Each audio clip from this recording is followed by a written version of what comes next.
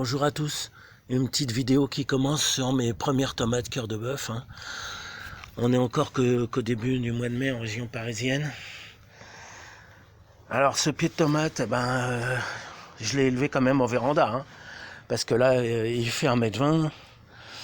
Et encore si je compte les 30 cm que j'ai mis en terre, ça fait même 1,50 m. Donc vous voyez, deuxième bouquet de fleurs, troisième bouquet de fleurs, des bouquets très garnis. Je saurais même pas vous dire pourquoi ils sont si avancés. Ils ont grandi dans une véranda avec une température qui descendait jamais en dessous de plus 5 degrés. C'était pas chauffé, mais bon, c'est une véranda adossée à la maison. Mais ouais, je pense pas que ce soit seulement ça. Je pense que la terre était bonne. Je fais un mélange de terreau Carrefour tamisé avec de la terre de jardin tamisé aussi. J'ai pas pu utiliser mon compost cette année. Alors c'est un comble parce que tous les ans j'utilise du compost et j'ai de moins bons résultats que cette année avec la terre du jardin. Donc j'ai pas pu utiliser mon compost parce qu'il y avait du café dedans et que le café m'avait posé énormément de problèmes. Et je suis en train de me demander si les résultats que j'avais avant, dont je me contentais mais qui étaient quand même bien inférieurs, c'était pas à cause du café. Il faut surtout pas mettre de café dans votre jardin.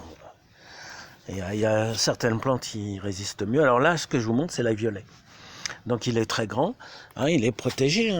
Tout ça, c'est protégé sous 3 arceaux de fer à béton 6 mm et puis du film de masquage pour le bricolage. Ça coûte rien du tout. Et c'est important de le protéger de la pluie, mais maintenant qu'on est à la mi-mai ou presque, le froid, c'est moins grave. Alors, il faut surveiller la météo parce que en région parisienne, jusqu'à la dernière semaine de mai, on risque des problèmes. Les seins de glace, c'est vraiment du pipeau pour les débutants. Les seins de glace, vous imaginez bien que la période limite, c'est pas du tout la même si vous habitez à Marseille ou à Lille. Si vous êtes en altitude ou si vous êtes en bord de mer, enfin bon, c'est bidon ce truc-là.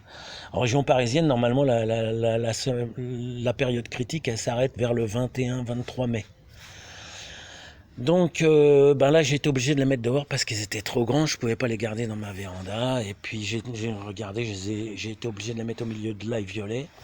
Donc j'ai enlevé quelques plants, j'ai mis que 3 tomates. Par contre ici j'en ai mis plus.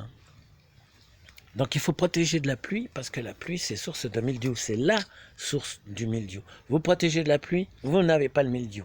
C'est simple, il ne faut pas chercher plus. Sauf si vous arrosez au jet d'eau en pluie fine évidemment.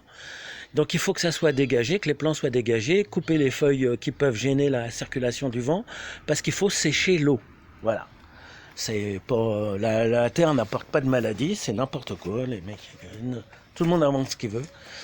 Sauf si la terre est humide, évidemment, s'il y a de l'herbe et que les feuilles du bas sont dans l'herbe, effectivement, vous aurez le mildiou. Donc voilà, je voulais vous montrer des plants de tomates très avancés malgré une saison peu avancée, elle. Et puis, regardez les fèves, c'est pareil. Y en a qui font 1,20 m, des fèves, j'ai jamais vu ça, moi. Mais mes choux romanesco, j'ai essayé de faire plein de choses, à chaque fois c'est pareil, et puis j'ai aucune place.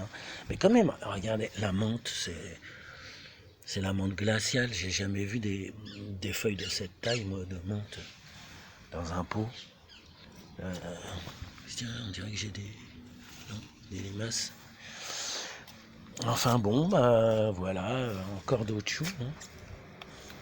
Et puis les artichauts. Voilà. Bon, je vous dis à bientôt.